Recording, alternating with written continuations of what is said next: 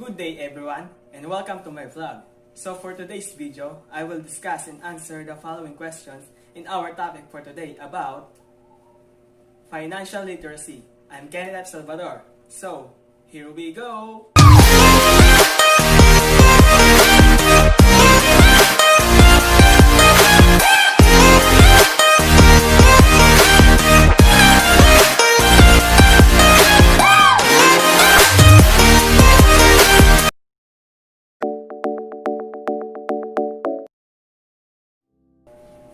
According to Canton 2020, financial literacy is the ability to understand and effectively apply various financial skills, including personal financial management, budgeting, and investing. He added that proper budget distribution, track spending, effectively pay off debt, and having a retirement plan are the basic tenets of financial literacy. The National Endowment for Financial Education defines financial literacy as the ability to read, analyze, manage, and communicate about the personal financial conditions that affect material well-being by Alana and Ignacio 2019. Financial literacy is the key in attaining financial stability through proper financial decisions making in terms of budgeting, saving, banking, paying off debt, insurance, and tax and retirement planning. Financial literacy is important because it equips us with the knowledge and skills we need to manage money effectively. Without it, our financial decisions and the actions we take or don't take lack of solid foundation for success.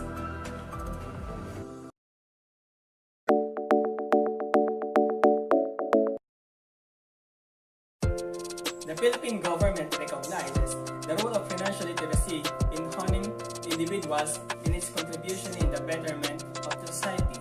In line with this is the passing of the Republic Act No. 10922, also known as the Economic and Financial Literacy Act.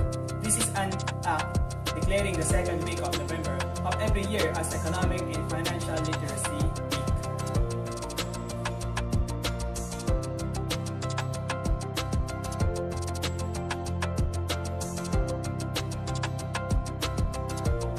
This act shall be known as the Economic and Financial Literacy Act.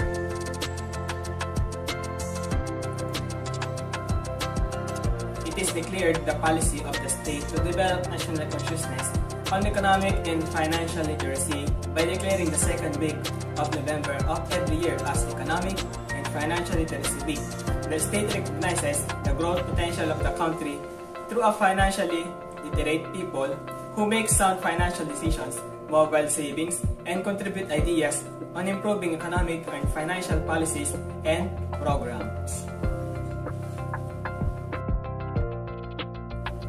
To ensure meaningful observance of the Economic and Financial Literacy Week, as herein declared, the National Economic and Development Authority or the NEDA shall lead the participation of government agencies and instrumentalities during the Economic and Financial Literacy Week.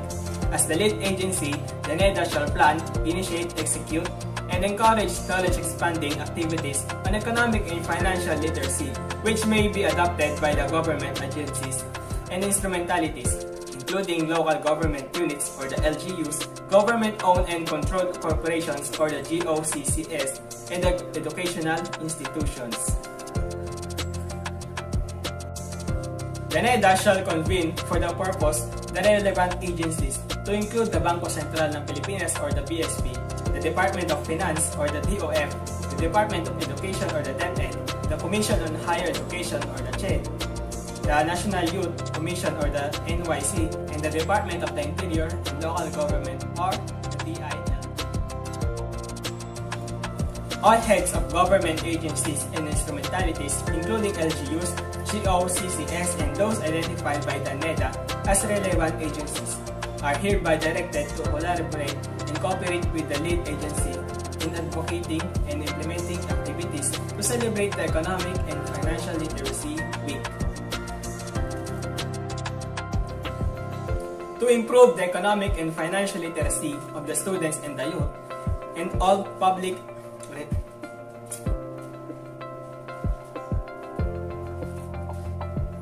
To improve the economic and financial literacy of the students and the youth, All public and private elementary and secondary schools under the DepEd, the state and private colleges and universities under the CHED, the Technical Education and Skills Development Authority or the TESDA, and the NYC in coordination with the NEDA, are hereby the mandate to conduct consciousness raising and knowledge expanding activities on economic and financial literacy, including the setting up of literature commerce, organizing fora, trainings, and conducting basic economic and financial management classes. The DepEd is also encouraged to assess and revise the high school economic curriculum to make it more age-appropriate and ensure that economic and financial education becomes an integral part of formal learning.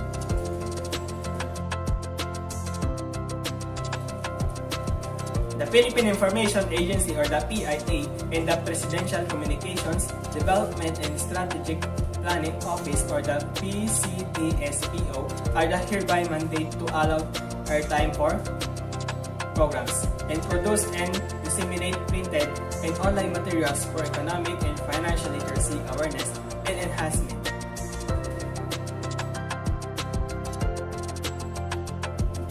The NEDA, in coordination with the Philippine Economic Society or the PES, and in partnership with other academic and professional institutions, shall lead and encourage the participation of the private sector and civil society during the Economic and Financial Literacy Week.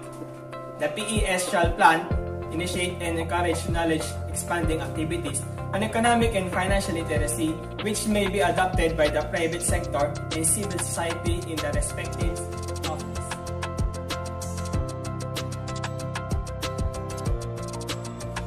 If any provision or part hereof is held invalid or unconstitutional, the remainder of the law or the provision not otherwise affected shall remain valid and subsist.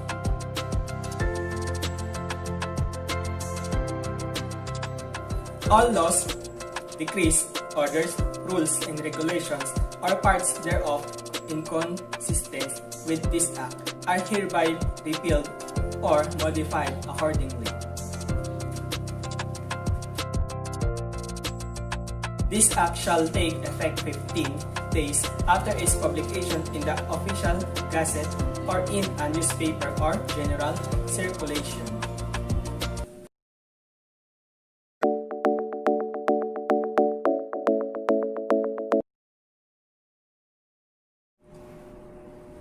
The main benefit of financial literacy is that it empowers us to make smart financial decisions.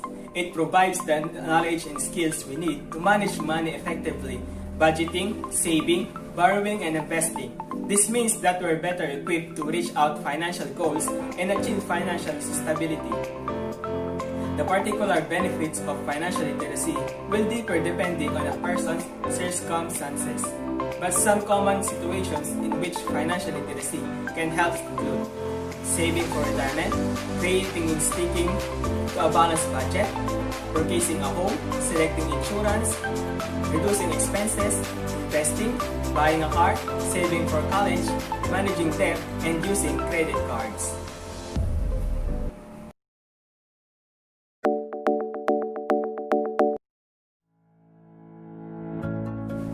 Investment platform is a vital online service which allows you to buy, sell, and hold funds. Famous investment platforms in the Philippines include First Metro Securities, COL Financial, CoinsPro, and Seedbox.ph. Funds refers to a particular amount of money made available or allocated for a particular purpose. The monetary resources of an individual, organization, company, or government. It's a rectangular plastic card used in paying for case. The debit card is used by swiping the card to the merchant's card reader and entering a PIN or the personal identification number. This allows the direct transfer of money amounting to the purchase price from the owner's checking accounts to another bank account. It's a rectangular plastic card which allows users to access credit facilities or allows owners to open products on the basis of credit.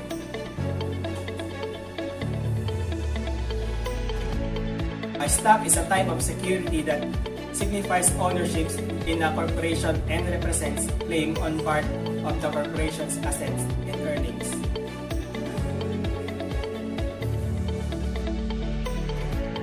Is the substantial increase of price of goods and services resulting to the decrease of the purchasing power of money. Also termed as the negative inflation. Also termed as the negative inflation is the great decrease of price of basic commodities. Refers to the value of money on the basis of the amount of goods and services that you can use in a unit of currency. APR is the interest rate in an annual basis charged for borrowing money. APY is the interest rate in an annual basis paid on savings account, certificate of deposit, or other account that earns compound interest.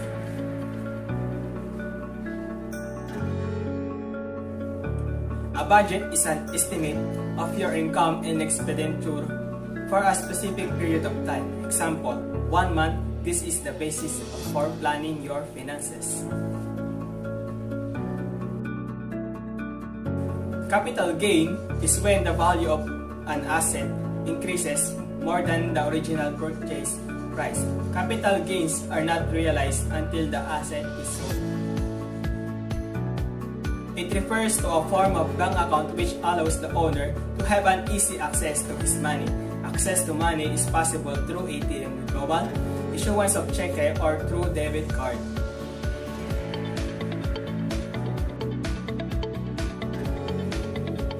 Credit score is a ranking of a number assigned to an individual which reflects his or her credit worthiness. Credit scores are realized by the amount of debts, number of open accounts, and timeliness of payment, among others. The score range from 300 to 850. A low credit score has the probability of being denied when applying for a loan, for it puts the lender off or at risk.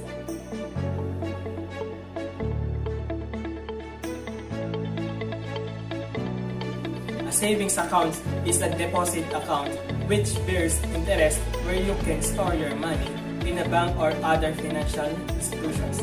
Savings account lets the consumers have an easy access of his or her money.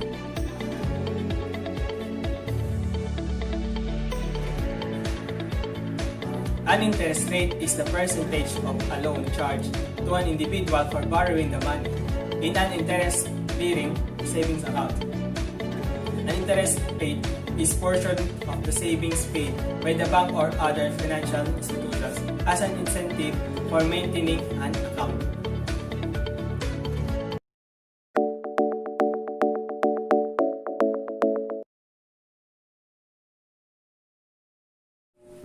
Financial literacy in the Philippines remains low, with only 2% of Filipino adults able to correctly answer questions on the topic. According to the Bangko Sentral ng Pilipinas or the BSP cites results from a World Bank study which asks 7 questions relate to the financial literacy, including how to compute for compounding interest, inflation, and diversification of investment. The World Bank study stated earlier also found that financial management habits formed during childhood tended to stay with us into adulthood. This means that if a child is raised with the right attitudes and mindset about money and savings, they tend to be smarter about finances as they grow.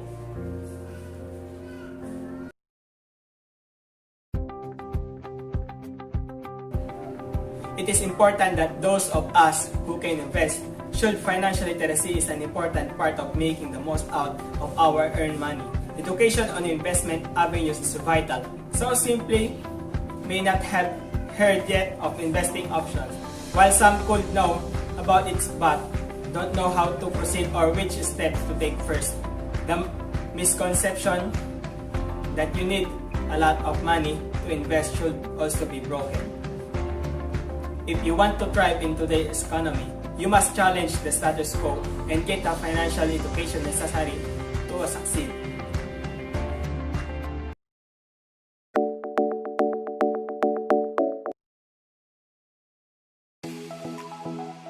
We all know that economics is social science, which deals with production, distribution, and consumption functions.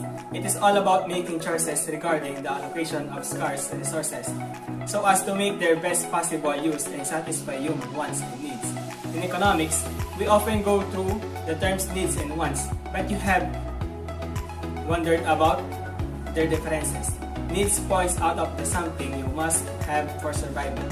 On the other hand, wants refers to something which is good to have, but not essential for survival. For the purpose of spending and saving money wisely, every person must know the difference between needs and wants.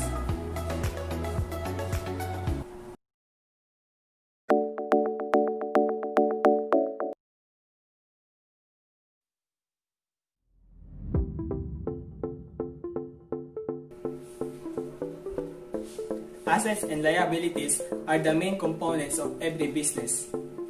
Through these two elements are different. The purpose of both of them is to increase the lifespan of business. According to accounting standards, assets are something that provides future benefits to the business. That's why business consultants encourage businesses to build assets and reduce expenses. And for liabilities, on the other hand, are something that you're obligated to pay off in the near or distant future. Liabilities are formed because you receive a service or product now to pay off later.